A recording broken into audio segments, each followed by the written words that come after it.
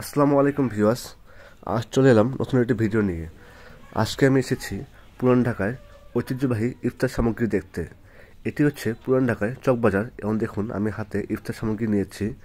তো হাঁটতে হাঁটতে চলে এলাম চকবাজার পুরাতন সেই ঐতিহ্যবাহী ইফতার সামগ্রী ইফতার মার্কেটে।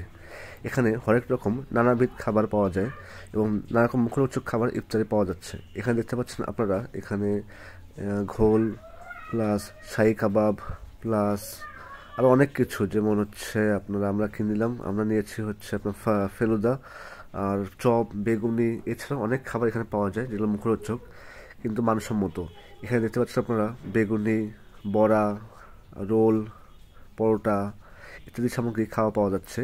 তবে এখানে দেখলাম যে এখানে খাবারের চেয়ে মানুষের পরিমাণ বেশি, অর্থাৎ এখানে মানুষজন তাদের খাবার সামগ্রী কেনার পাশাপাশি ভিডিও ব্লগ ইত্যাদি তৈরি করতে আসে। অর্থাৎ এখানে দেখা যাচ্ছে মানুষের খাবারের চেয়ে মানুষের ভিডিওর সংখ্যা অর্থাৎ মোবাইলের সংখ্যাই বেশি।